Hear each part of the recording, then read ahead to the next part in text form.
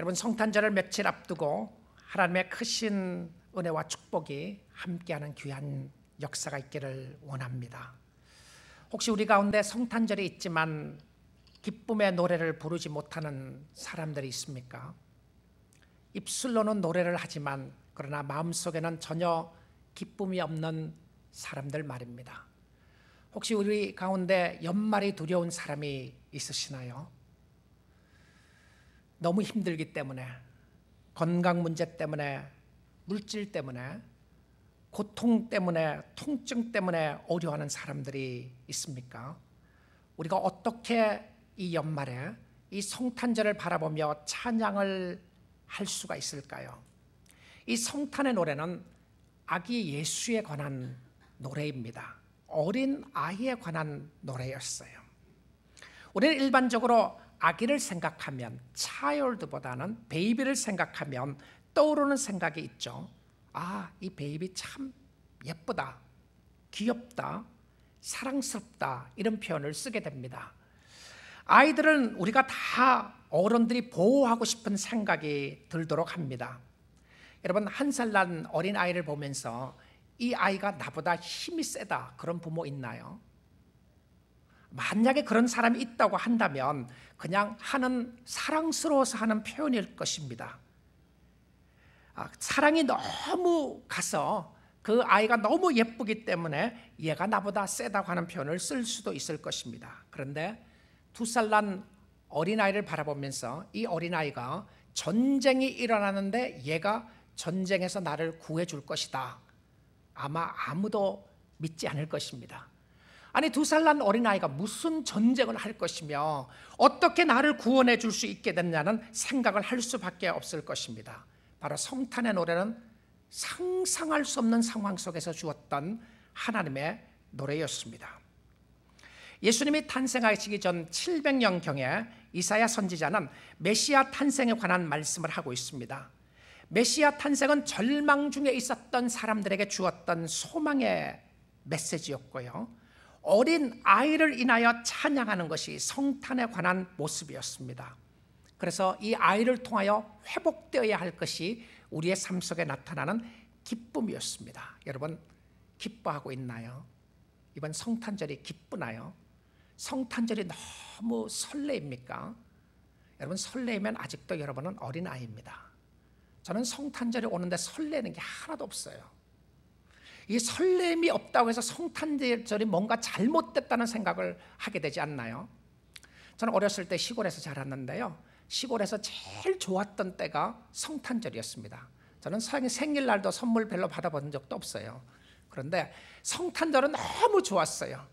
왜냐하면 선물을 받을 수 있었기 때문에 그렇습니다. 사실 아기 예수가 어떻고 예수가 구세주로 났다는 이야기는 하지만 실질적으로 제가 좋았던 것은 선물을 받을 수 있기 때문에 좋았는데요, 그 중에서 가장 큰 선물은 어떤 선물이었냐면 개근상이었습니다. 1년 52주 빠지지 않고 출석을 했으면 우리 교회에서, 제가 다녔던 교회에서는 제일 큰 선물을 주었어요. 제가 방학 때 어디 친척집에 놀러 가게 되면 그 교회에 가서 꼭 출석했다는 출석 증명서를 끊어갖고 갔습니다. 여러분, 그거 기억하세요? 그래서 우리 본교에 갖다 주면요, 제가 예배 드렸던 걸로 그렇게 해줬어요. 그래야 개근상을 받을 수 있으니까. 그래서 예배 참석하면 꼭 그 증서를 받아갖고 갔던 기억이 납니다. 선물을 받기 위해서요. 근데 지금 생각해 보게 되면 저는 설렘이 없습니다. 아마 여러분의 마음속에도 그럴지 모르겠어요. 어쩌면 선물을 받는 것보다는 주는 위치에 있기 때문에 그럴 수도 있을 겁니다. 아이들에게 선물을 줘야 하니까요. 그런데 우리의 삶을 돌아보게 되면 이 성탄의 기쁨은 지금 제가 어렸을 때에 느끼지 못했던, 깨닫지 못했던 그 기쁨이 지금은 있어요. 그것은 성탄절이기 때문에 기쁜 것이 아니라 아기 예수 때문에 기쁜 날입니다. 주님을 생각하면 감사하고 찬양이 나오는 그런 날이 되었습니다. 여러분, 오늘 이 말씀을 가운데 보게 되면 성탄절을 통하여 아이를 통하여 약속하신 3가지가 있습니다. 첫 번째는 이사야가 무슨 약속을 하느냐 하면 빛을 보게 될 것에 대한 약속을 하게 됩니다. 흑암에 행하던 백성이 큰 빛을 보고 사망의 그늘진 땅에 거주하던 자에게 빛이 비치도다. 1절에서도 이야기합니다. 고통받는 자들에게 흑암이 없으리로다. 어둠에 있었던 백성들에게 광명의 빛을 비춰줄 것을 이야기를 하는데, 저는 이 말씀을 보다가 생각났던 것이 무엇이었냐면 꼭 고통이 있어야 될 것 같아요. 고통이 있는 사람들에게 빛이 비쳤던 것 같고요, 사망의 그늘이 있어야 예수를 만날 것처럼 들리는 모습들이 있게 됩니다. 그래서 혹시 여러분 그런 생각하지 않습니까? 나는 고통도 없고 아픔도 없고 아무 어려움도 없는데 예수가 무슨 필요하겠는가, 그런 생각을 할 사람도 있을지도 모르겠어요. 자, 이 배경을 아는 것이 중요한데요, 이스라엘 백성들은 솔로몬 왕국 이후에 두 나라로 갈라지게 됩니다. 북쪽은 이스라엘이라고 했고 남쪽은 유대라고 했습니다. 그런데 이 북이스라엘이 아시리아에 의해서 망하게 돼요. 그 아시리아가 호시탐탐 남유대도 침공하여 먹으려고 했습니다. 그 당시에 아하스 왕과 유대 백성들은 늘 불안에 떨고 있었어요. 그래서 무너지는 것은 시간 문제였습니다. 이 소식을 듣고 있었던 아하스 왕과 유대 백성들이 얼마나 떨었느냐 하면, 갈대가 바람에 흔들리는 것처럼 그들의 마음이 흔들렸더라라고 이렇게 표현합니다. 숲이 바람에 흔들리는 것처럼 그들의 마음이 흔들렸더라. 여러분, 너무나도 무서웠기 때문에 흔들렸던, 가슴을 떨며 온몸을 떨었던 생각이 납니까? 그 모습을 상상해 보면 돼요. 왜 그랬죠? 생명의 위협 때문에 그렇습니다. 죽을지도 모르는 그런 어려운 상황에 그들이 떨고 있었던 모습을 보게 되는데요, 혹시 여러분 주님 앞에 예배를 드리고 있지만 마음속에는 여러 가지 세상의 어려움과 힘든 일로 통하여 불안에 떨고 있지 않습니까? 미래를 바라보아도 미래가 없는 것 같고, 앞으로 어떻게 살아나갈지 알지 못하는 여러 가지 형편과 상황 때문에 여러분 불안에 떨고 있는 사람은 없습니까? 그런 자들에게 주었던 메시지가 성탄의 메시지였습니다. 여러분은 신앙생활에 있어서 우리에게 늘 도전이 있게 되는데요, 이 도전은 우리의 있는 현실과 말씀과 많은 차이가 있게 됩니다. 이스라엘 백성들이 너무나도 두려움에 떨고 있을 때에 이사야 선지자가 아하스 왕에게 찾아갔어요. 하나님이 이사야 선지자를 보냈습니다. 그래서 이사야 선지자가 이야기하기를 뭐라고 하냐면, 왕이시여, 왜 당신이 떨고 있습니까? 하나님이 함께 하시는데, 하나님이 함께 하시는데 당신과 왜 당신의 백성들은 그렇게 마음에 불안해하고 떨고 있습니까? 그 이야기를 들었던 아하스 왕은, 선지자여, 너무 감사합니다. 내가 하나님이 함께 하시는 걸 잊어버리고 있었군요. 하나님이 나와 함께 한다는 걸 잊어버리고 있었으니까 이렇게 어렵고 힘드는군요. 그렇게 말하지 않았어요. 그렇게 하지 않고 너무 힘드는 상황 가운데 있으니까 아하스 왕이 그 말이 들려지지가 않았어요. 그러니까 선지자가 이야기를 합니다. 왕이시여, 당신이 그러면 표시를 하나 구하면 좋겠습니다. 징조를 하나 구하시죠. 하나님이 함께 하실 것에 대한 징조를 하나 구하면 좋겠습니다. 아하스 왕이 안 구하겠다고 그래요. 내가 어떻게 감히 하나님 앞에 징조를 구할 수 있습니까? 안 하겠습니다라고 그래요. 그리고는 선지자 이사야가 친히 하나님께서 징조를 주시겠다고 해서 주었던 표시가 무엇이었느냐면, 처녀가 잉태하여 아들을 낳을 것이니 이름을 임마누엘이라 하리라 하는 이 말씀을 주셨어요. 자, 여러분 한번 생각해 보십시오. 지금 전쟁이 일어나고 있는 상황입니다. 그들은 너무나도 불안했어요. 그들에게는 무기도 없었습니다. 싸울 수 있는 힘도 없었어요. 그런데 무기를 준 것도 아니고요, 처녀가 잉태하여 아들을 낳을 것이니 그 아들의 이름을 임마누엘 하리라. 아무런 상관이 없는 것 같지 않아요? 여러분, 우리의 신앙생활에도 그런 어려움이 있습니다. 우리가 당하고 있는 문제들과 또 주님이 이야기하시는 믿음의 해결의 방법이 너무 차이가 날 때가 있어요. 여러분의 힘들고 어려운 상황 속에서 주님이 이야기하시는 것은, 당신의 문제를 해결할 수 있는 이 길은 동정녀 탄생을 믿는 것이다. 여러분 생각하는 거예요. 아니, 내가 지금 돈 때문에, 물질 때문에 어려워 죽겠는데, 건강 때문에 어려워 죽겠는데, 자녀들 때문에 어려워 죽겠는데 동정녀 탄생하고 나하고 무슨 상관이 있죠? 그 질문을 물으셔야 됩니다. 그리고 주님 앞에 나아가 그 질문에 대한 답이 무엇인지를 찾아보아야 돼요. 왜냐하면 환경과 약속에는 많은 차이가 있는 것처럼 보이기 때문에 그렇습니다. 아하스 왕 앞에서 그가 도저히 해결할 수 없는 것 같은 어려움을 주시고, 그 어려움 속에서 하나님을 의지하고 섬길 수 있는 메시아에 관한 이야기를 하셨습니다. 그리고는 빛이 비춰질 것이라고 하는 이야기를 하셨어요.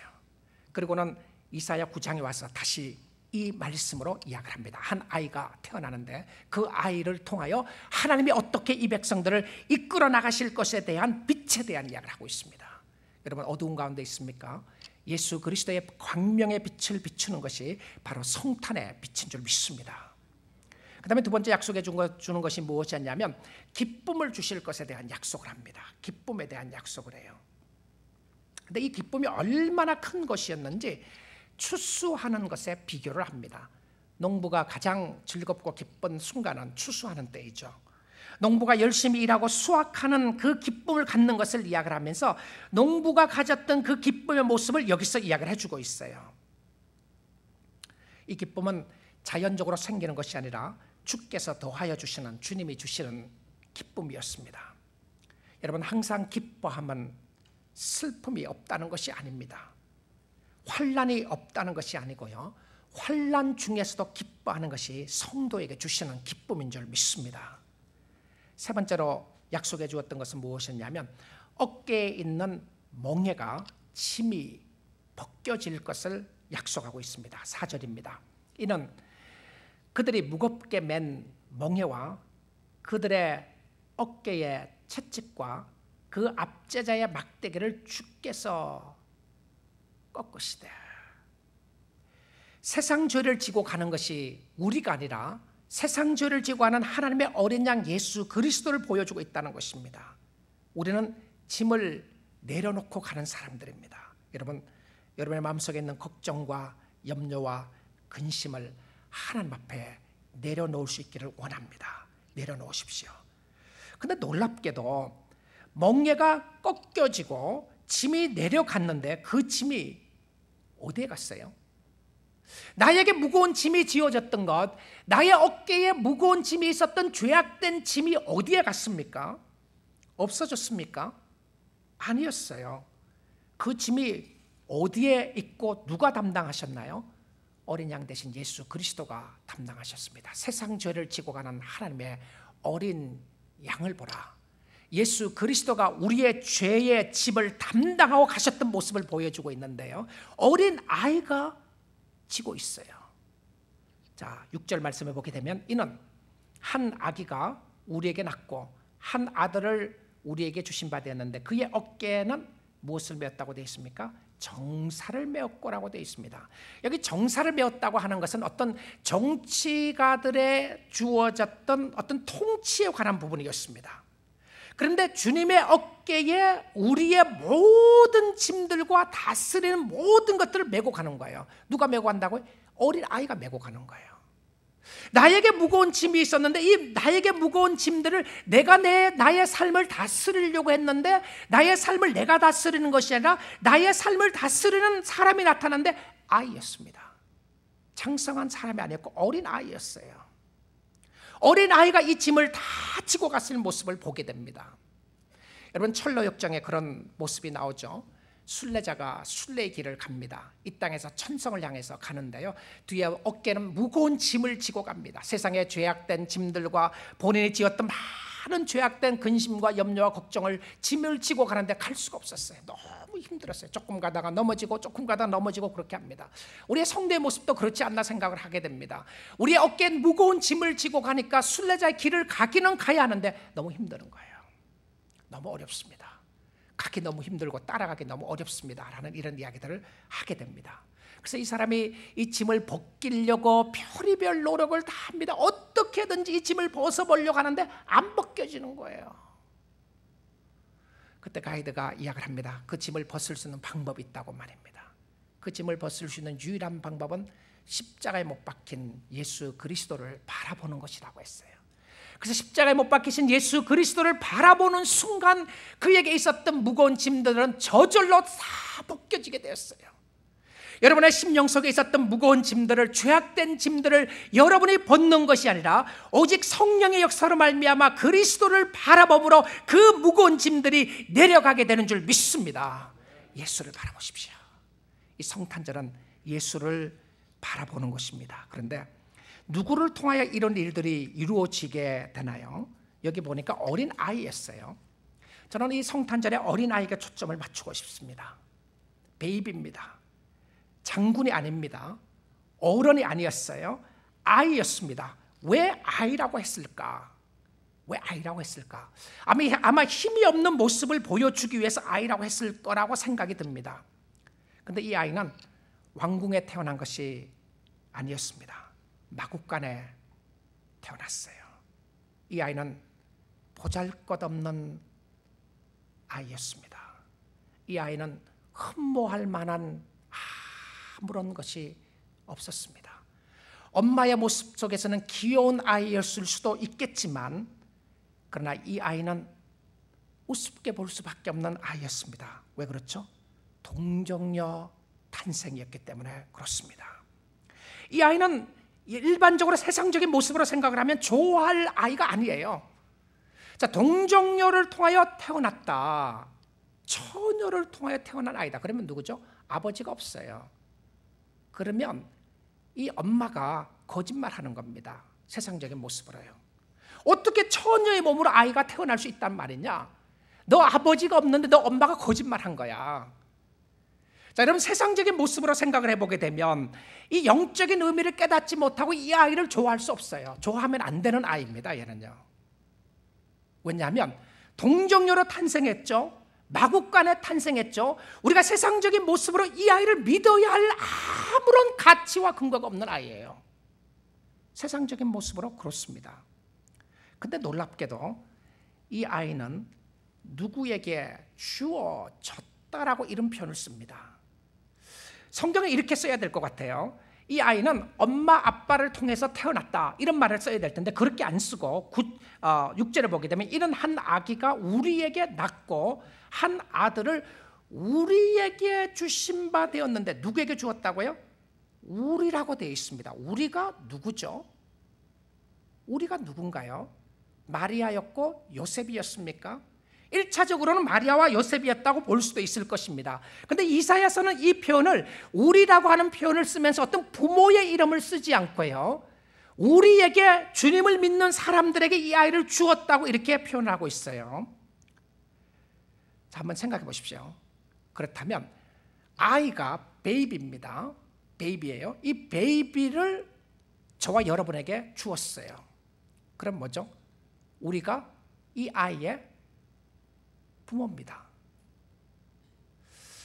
저는 이 성탄절에 여러 메시지를 하는데 제가 이사야 9장에 관한 메시지를 한 것이 있나 봤더니 제가 20년 교회에서 목회하면서 이사야 9장은 한 번도 설교를 안 했더라고요.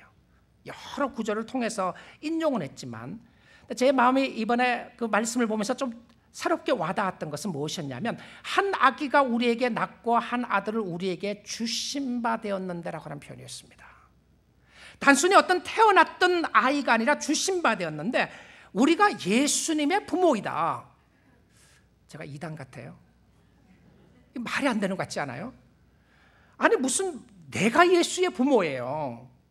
아니, 예수는 우리의 구주시고 우리의 주인이시고 우리의 메시아시고, 맞습니다. 우리를 구원하시는 구원자로 오셨는데 오늘 성탄절을 맞이하면서 우리가 생각해 보기를 원했던 것은 무엇이냐면 아이를 우리에게 주었다는 거예요. 아마 우리가 예수의 부모라고 하는 표현을 상상하기도 쉽지 않을 것입니다. 왜냐하면 그가 우리의 모든 것이 되시기 때문에 그렇습니다. 그런데 성경은 아이를 우리에게 주었다라고 성경은 이야기를 하고 있습니다. 아이를 주셨대요. 잘 받으십시오. 그리고 잘 양육하세요. 마리아와 요셉은 주신 아이를 잘 받았습니다. 아이인데 성경은 여기서 끝나면 안 돼요. 아이인데 뭐라고 그래요? 성경은요, 그 아이가 영원한 아버지래요. 이 예수 안 믿는 사람 예수 믿기 참 어려워요. 이 전도하다가 이런 데서 막힙니다. 도대체 예수 믿는 사람들 족보도 모르는 사람들이다. 아이라고 그랬다가 아버지라고 그랬다가 그 아버지도 그냥 아버지가 아니고 영원한 아버지라고 그런다. 이게 무슨 말이 되는 소리인가? 여러분, 그렇게 물으셔야 됩니다. 말도 안 되는 소리를 하지 마십시오. 말도 안 되는 소리가 성경의 역사를 보면 이것이 말이 되는 소리죠. 그렇죠? 육신적인 안목으로 보면 그렇습니다. 그런데 예수님은 인간으로 이 땅에 오셔서 우리에게 주셨고요, 영적으로는 그가 하나님이었습니다. 이것을 가장 잘 보여주는 모습이 바로 오늘 본문 말씀입니다. 근데 그 아이가 이름을 가지고 있는데 그 아이의 이름이 뭐죠? 예수인가요? 예수라는 이름이 없어요. 여기는요. 그리스도였나요? 그리스도라는 이름도 없어요. 메시아였나요? 메시아라는 이름도 없어요. 그의 이름을 주면서 그의 이름은 기묘자라, 모사라, 전능하신 하나님이라, 영존하시는 아버지라, 평강의 왕이라 할 것임이니라. 아니, 그의 이름을 이야기해놓고는 왜 여러 번 이야기하죠? 그의 이름을 이야기했으면 이것이 단수인데요, 단수면 그 이름 하나만 이야기하면 되잖아요. 예수다, 아니면 성도 있고 이름도 있으면 예수 그리스도다. 그래서 사람들이 예수는 first name이고 그리스도는 last name인가 이렇게 생각하는 사람들도 있는데요, 예수 그리스도이다. 아니면 임마누엘이다. 하나만 주면 될 텐데 그의 이름은 기묘자라, 모사라, 전능하신 하나님이라, 영존하신 아버지라, 평강의 왕이라. 이게 하나였어요. 무엇을 설명해 주고 있나요? 기묘자의 하나님 속에서는 전능하신 하나님이고요, 기묘자 속에 영존하신 아버지가 들어가 있고요, 기묘자 속에 묘사가 들어가 있고, 기묘자 속에 평강의 모습이 더해가 있는 거예요. 자, 그럼 이 이름 속에, 하나의 이름 속에 압축되어져 있는 모든 것들이 함께 가고 있었다는 것입니다. 그런 놀라운 상담가였습니다. 저는 이 말씀을 읽다가 가장 놀랐던 사람들이 누구였을까? 유대인들이었을 거라고 생각합니다. 제일 먼저 놀랐던 사람들은 이 말씀을 받았던, 이사야의 말씀을 받았던 그 당시의 유대인들이었을 것 같아요. 유대인들은 아마 깜짝 놀랐을 것입니다. 아니, 저 사람 이상한 사람 아니냐, 미친 게 아니냐. 왜 그러죠? 하나님은 천지를 창조하신 하나님은 한 분밖에 없어요. 유일신입니다. 모노티이즘, 한 하나님을 믿고 있는 사람이었어요. 근데 그 하나님은 자기네들과 멀리 계시지만 함께 하신다고 하는 표현을 있지만 그 하나님이 자기의 가운데 오신다고 생각을 못했어요. 근데 아이가 태어났는데 뭐라고 그러고 있어요? 전능하신 하나님이다. God Almighty 이렇게 되어 있어요. El Shaddai. 여러분, El Shaddai, God Almighty, 전능하신 하나님의 표현은요, 창조할 때 썼던 표현이었습니다. 야곱이 너무 힘들었을 때에, 아브라함이 아이를 갖지 못했을 때에 걱정하지 마라. 전능하신 하나님이 이를 이루어 주실 것이다. 그래서 전능하신 하나님을 이야기할 때 창조주 하나님을 이야기했단 말입니다. 근데 아이가 태어나는데 뭐라고요? 그 아이가 하나님이라는 거예요. 전능하신 하나님이라는 것입니다. 자, 얼마나 그들이 깜짝 놀랄 수밖에 없었겠습니까? 성탄절은요, 단순히 우리가 즐길 수 있는 그런 날이 아닙니다. 아기로 오신 예수 그리스도를 생각해보고 죽게 나가는 그런 시간이었습니다. 왜냐하면 그가 우리의 모든 것이 되시고 우리의 삶을 인도하시는 분이시기 때문에 그렇습니다. 자, 그런데 도대체 어떻게 이 일이 이루어질 수 있을 것인가? 어떻게 해서 이런 일들이 있을 수 있을 것인가? 여러분, 물어보아야 될 것은요, 어떻게 해서 이런 일들이 우리의 삶 가운데 일어날 수 있는 것인가? 어떻게 하나님이 인간이 되시느냐? 어떻게 하나님이 우리의 가운데 함께 하시고 동행할 수 있는 것인가? 거기에 대한 답이 바로 7절 마지막 절에 나와 있는 것입니다. 만군의 여호와의 열심히 이를 이루시리라. 만군의 여호와의 열심히 이를 이루시라. 동정녀 탄생 어떻게 가능한 것인가? 하나님이 하신다는 거예요. 아이가 어떻게 하나님인가? 하나님이 하신다는 것입니다. 만군의 여호와의 열심은요, 이 표현이 나올 때마다 쓰여졌던 모습은 하나님이 반드시 이루고야 마신다고 하는 하나님의 맹세였습니다. 자신을 두고 맹세하는 결단이었는데요, 하나님이 하시면 하시는 거죠. 만군의 여호와의 최종의 결과는 무엇이냐면 그의 아들이었습니다. 만군의 여호와의 열심의 최종 끝은 어디였느냐면 그의 아들 예수 그리스도를 이 땅에 보내주신, 메시아를 보내주신 하나님의 사역이 있었다는 것이죠. 아들이 태어나게 된 것은 하나님이 끝까지 약속을 지키셨다고 하는 증거 중에 하나였습니다. 동정녀 탄생, 예수님의 오심은 하나님이 하시는 것이었습니다. 하나님이 보내신 것이었고요. 자, 근데 이 하나님이 동정녀 탄생을 이야기를 하면서 한 가지 보여주지 않았던 것이 있었습니다. 그것이 무엇인지 아세요? 그것은 언제 이 일이 이루어질지를 알려주지 않았어요. 이사야는 이 약속의 성취를 위해서 700년을 기다려야 했었습니다. 700년 forget it. 아니 700년이 무슨 문제냐. 지금 1년 후에 좀 해결되면 좋겠는데, 아니 1년이 무슨 문제냐. 일주일 후에라도 해결됐으면 좋겠는데. 여러분, 오늘 힘들고 어려운 것, 어떤 면에 생각을 하면 현실과 너무 거리가 멀다고 하는 하나님의 말씀이 여러분의 가운데 오지 않습니까? 사람들은 자기의 생각의 이해를 가지고 하나님의 말씀을 깨달으려고 생각을 하고 있습니다. 그러나 하나님의 말씀은 생명이시요 길이시요 빛이시요, 그 말씀은 말씀대로 반드시 이루어지게 될 줄 믿습니다. 여러분을 반드시 하나님 앞에 영광스러운 자녀로 세워주실 줄 믿습니다. 하나님이 형상으로 회복시켜 주실 거예요. 오늘도 그를 의지하는 자에게는 부끄러움을 당하지 않게 하실 하나님의 역사를 보여주고 있습니다. 어떻게 알 수 있나요? 동정녀 탄생이었습니다. 그것이 증거였어요. 아스는 겁에 떨고 있었습니다. 이스라엘 백성들은 겁에 떨고 있었어요. 그런데 하나님께서는 동정녀 탄생을 허락하시면서 그들의 심령 속에 결과적으로 그들의 삶을 다스리고 인도하시고 축복하실 하나님의 모습을 보여주신 것이었습니다. 이 성탄절에 예수 그리스도를 마음에 품을 수 있기를 원합니다. 예수님을 선물로 받아가십시오. 여러분 한번 생각해 보십시오. 예수님을 선물로 받아간다. 가장 큰 선물은요, 아들을 갖는 거예요. 여러분, 아이가 없어서 아이를 갖고 싶어하는 부모님들의 모습을 생각해 보십시오. 가장 큰 선물이 아이를 갖게 되는 소식이죠. 혹시 딸이 없는 사람이 있습니까? 아들을 가졌으면 좋았을 텐데. 여러분, 아들이 있습니다. 아들 예수 모시고 갔어요. 오늘 모시고 갔어요. 아이를 받아갖고 갔어요. 근데 이 아이가 여러분을 구원할 구원자입니다. 이 아이가요, 여러분을 행복하게 할 아이입니다. 이 아이가 여러분의 삶 속에 진정한 의미를 부여할 아이예요. 혹시 여러분의 육신적인 자녀들 때문에 고민하고 있으시나요? 너무 염려하지 마시고 이 아이를 받아가십시오. 이 아이를 마음속에 품고 가십시오. 혹시 말썽 부리는 것 때문에 힘들어하고 어려워하고 있나요? 이 아들을 여러분의 마음속에 모시고 살면 여러분의 삶 속에 진정한 평강이 있을 것입니다. 이 아이를 모시고 살아나가게 되면 여러분의 삶 속에 넘치는 기쁨이 있을 겁니다. 세상 사람들이 받아가야 할 아들은 바로 이 아들이었습니다. 수십 명의 아들이 중요합니다. 그러나 그것보다 더 중요한 것은 바로 이 아들 하나 없기 때문에 그들은 절망 가운데 있고 그들은 낙심 가운데 있는데, 그 아들이 바로 예수 그리스도였다는 사실입니다. 이 아이 우습게 생각하면 안 됩니다. 성탄절 우습게 생각하면 안 돼요.